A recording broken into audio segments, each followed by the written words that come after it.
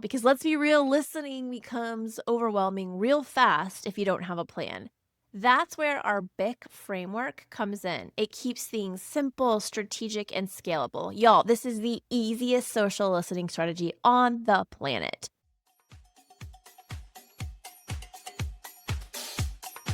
Welcome to the Social Media CX Podcast. I'm Brooke, CEO of B Squared Media, and each week we'll tackle the challenges of social care head on with candid interviews, real-world case studies, and actionable advice to turn your social channels into loyalty-building, revenue-driving, dopamine machines. Let's start here, because this is where most marketers trip up. They'll say, we have social listening set up. But what they really mean is we're tracking mentions and sentiment. That's not social listening, that's social monitoring. The superpower comes when you marry two types of intelligence: the quantitative data, or the what. Think numbers, metrics, sentiment scores, engagement counts. It tells you what's happening, but not why it's happening. When you look at the qualitative data, this is the why. This is the story behind those scores, the emotions behind those emojis, the messy human and the gold, if you know how to interpret it.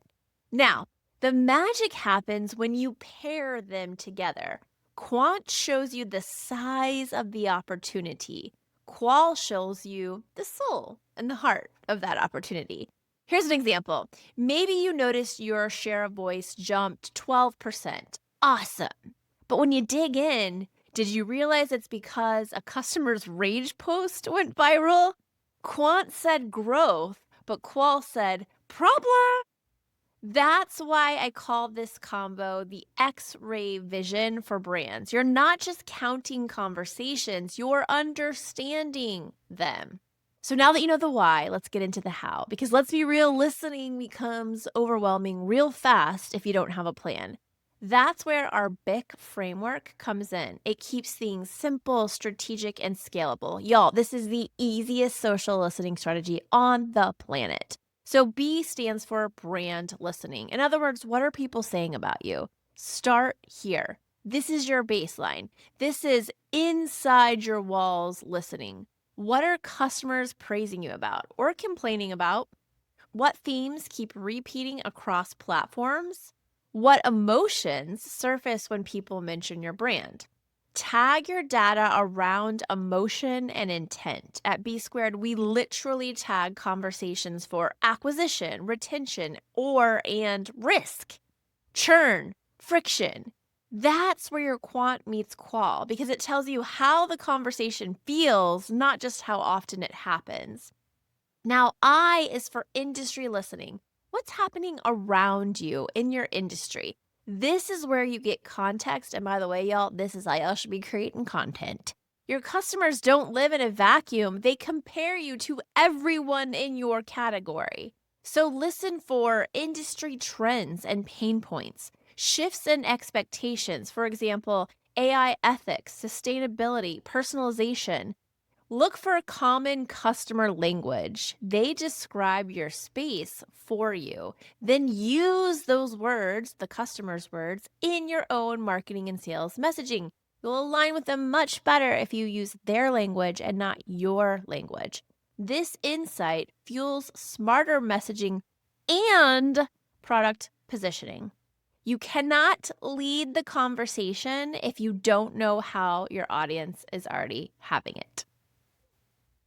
Finally, we have C, or competitor listening. What are people saying about them, the competitors? This is where it gets so much fun, y'all. I cannot even tell you, because your competitors' unhappy customers are your next acquisition channel. Look for reoccurring complaints. They never respond. They're too expensive. Their tech feels outdated. I literally saw a SaaS product getting lambasted today because they said that their tool was slower than Comcast. Like, they said, even Comcast is faster than your tool. Ouch. Look for feature gaps. Look for these frustrations and the emotional tone. Are people disappointed? Angry? Just underwhelmed? Then flip that information. Use that frustration or those frustrations to become your selling point, your differentiator. Here's a real example that I love to use all the time.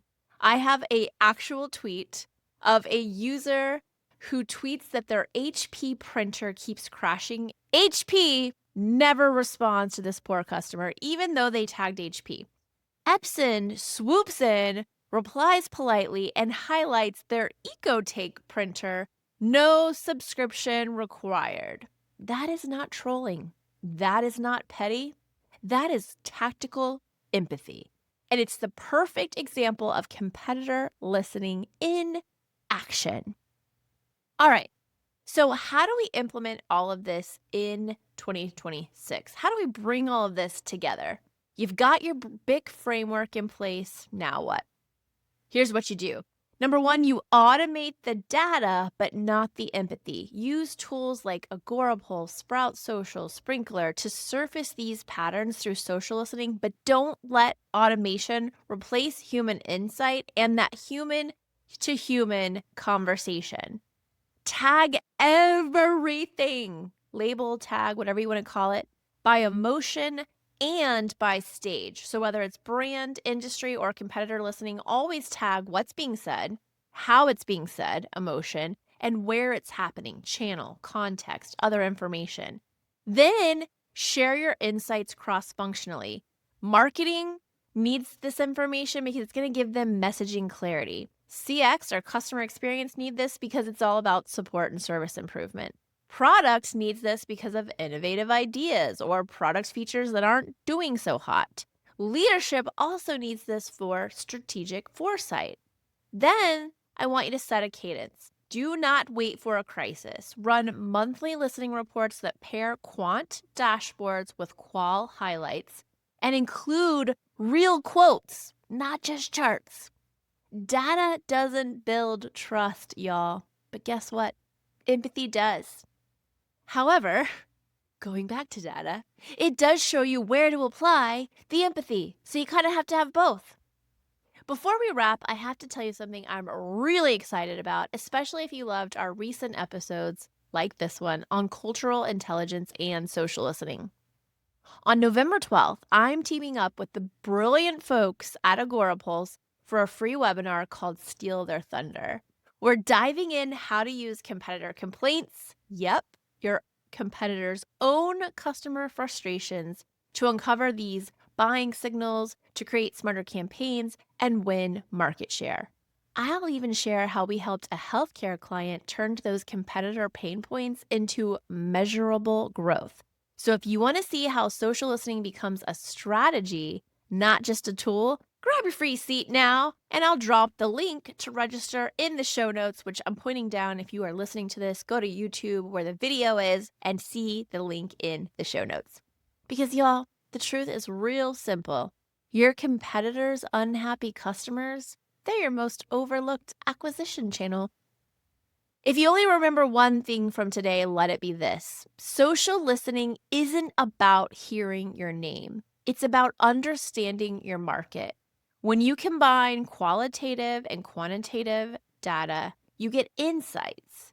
Insights that are not just interesting, but are actionable.